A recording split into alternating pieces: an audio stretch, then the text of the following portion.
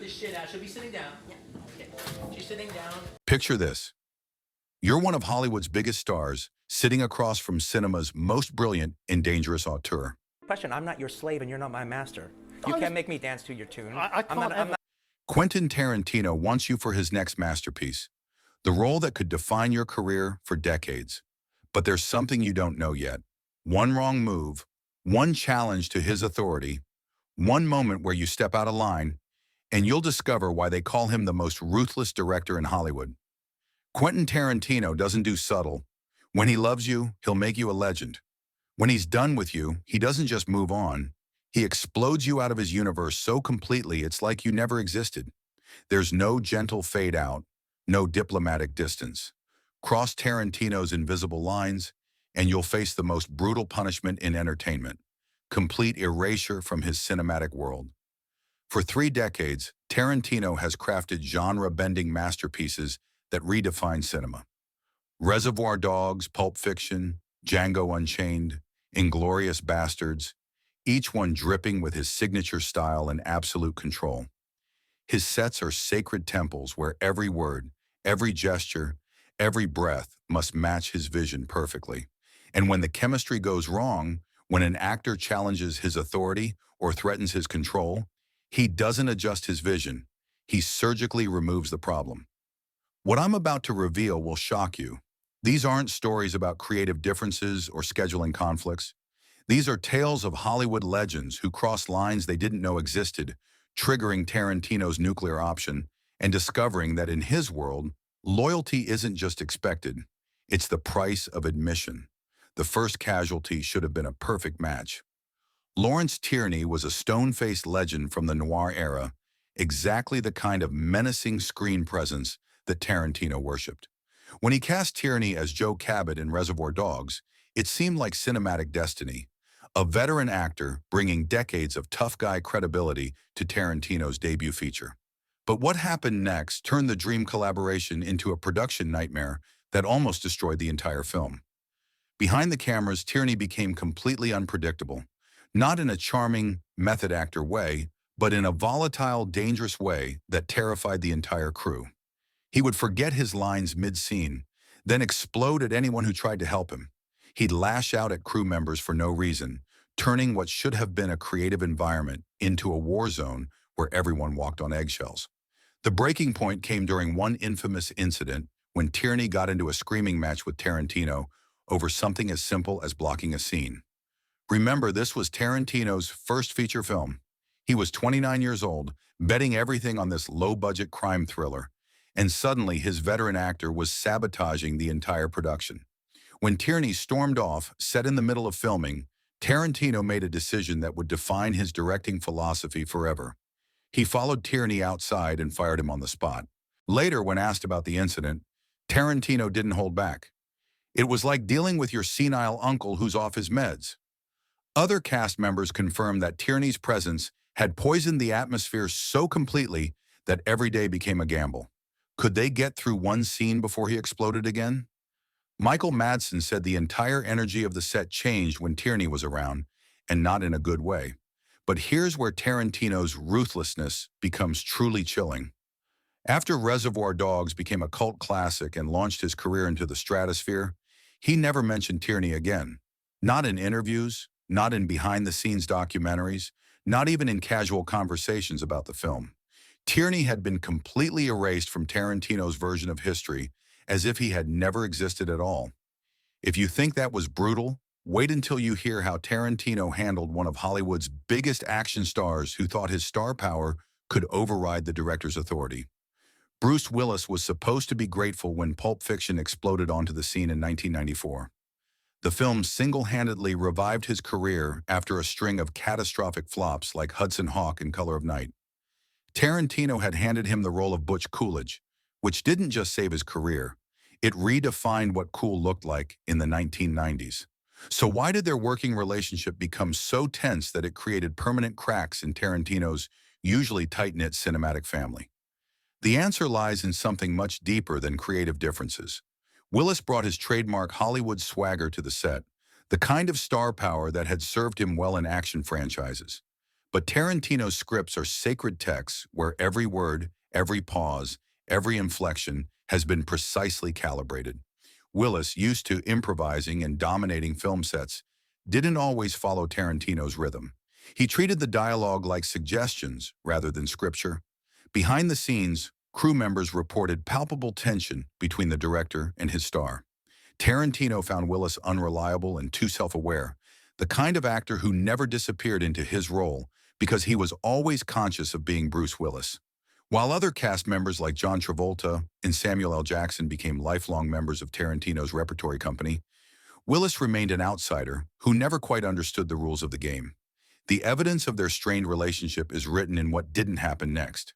In interviews about Pulp Fiction, Tarantino praises the ensemble cast but conspicuously orbits around Willis's name without ever landing on it. For a director who reuses his favorite actors like a stock company, bringing them back film after film, Willis's limited involvement in Tarantino's later work speaks louder than any public feud ever could. But Willis's tensions with Tarantino look like a minor disagreement compared to the public warfare that erupted between the director and one of Hollywood's most respected auteurs. George Clooney thought he was safe after their collaboration on From Dusk Till Dawn. The vampire crime hybrid gave Clooney his first major post-ER movie role and became a cult hit, showcasing both his movie star charisma and Tarantino's genre-mashing genius. But their partnership died not behind closed doors, but in front of the entire entertainment industry, in the most brutal public assassination of an actor's reputation in Hollywood history. Years later, Tarantino delivered a quote that stunned the industry. "George Clooney is not a movie star. No subtlety, no diplomatic language, just a direct shot at Clooney's entire career." He didn't stop there, challenging people to name any truly great Clooney films post-2000, essentially arguing that one of Hollywood's most bankable stars was nothing more than red carpet charisma without substance.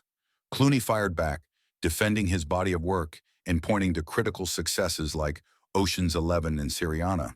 But the damage was done, and the respect was permanently shattered. Tarantino's attack wasn't random. It revealed his fundamental philosophy about acting. He values performers who disappear completely into their roles, not those who carry their celebrity persona into every scene. To Tarantino, Clooney represented everything wrong with modern Hollywood: polished, safe, bankable, but never dangerous or truly transformative. But even Clooney's public humiliation pales beside the nuclear war that erupted between Tarantino and one of cinema's most respected voices on issues of race and representation.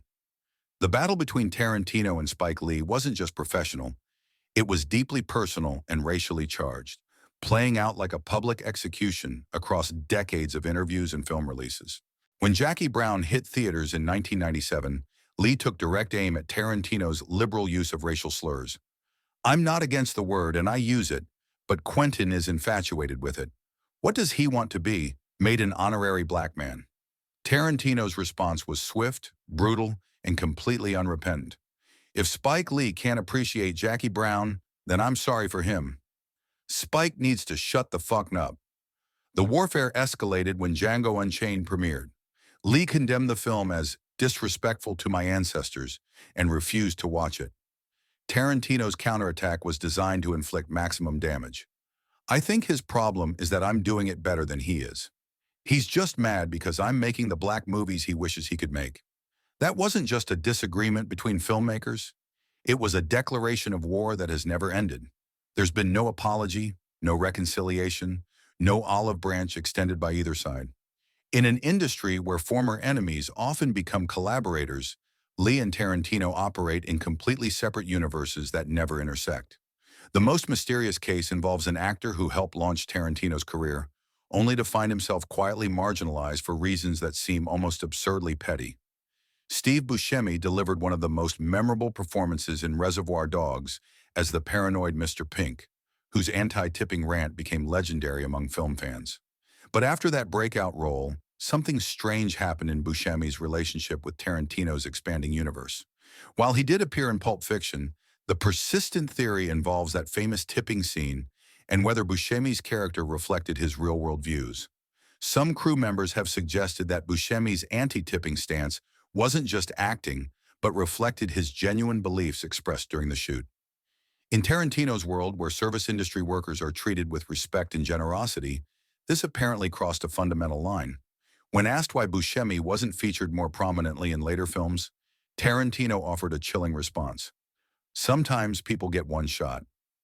That's the story.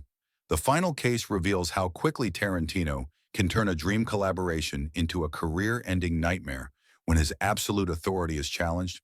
Warren Beatty was supposed to be Bill in Kill Bill. The role was written specifically for him, tailored around his legendary screen presence and natural gravitas. It should have been a perfect match. A veteran Hollywood icon bringing decades of experience to Tarantino's most ambitious project. But the collaboration died before filming began, when creative control became the wedge between them. Beatty, an accomplished director himself, wanted creative input, suggestions, edits, tonal shifts that he thought would improve the character. In any other director's world, this might have been welcomed as valuable collaboration. In Tarantino's universe, it was an unforgivable threat to his absolute authority. According to David Carradine, who eventually replaced Beatty, the tension was immediate and final. Warren was trying to direct the director, and Quentin doesn't play that. When pressed about the casting change in later interviews, Tarantino revealed his fundamental philosophy. It wasn't going to work. I needed someone who understood it wasn't their story. In Tarantino's world, every scene, every word, every gesture belongs entirely to him. Beatty's suggestions weren't creative input. They were acts of rebellion that could not be tolerated. These stories reveal a darker truth about one of cinema's most celebrated auteurs. In Quentin Tarantino's universe, talent alone isn't enough. You need absolute loyalty, complete submission to his vision, and the wisdom never to challenge his authority. Step out of line, question his methods, or threaten his control, and it doesn't matter how big your name is or how much you've contributed to his success. You'll be dealt with swiftly and often permanently. Tarantino doesn't just fire actors or end collaborations. He rewrites history to minimize their contributions. And in Hollywood, where relationships determine careers and second chances are common currency, that kind of systematic erasure is the most brutal punishment of all. Because in the end, being forgotten by Quentin Tarantino isn't just professional death, it's cinematic non-existence.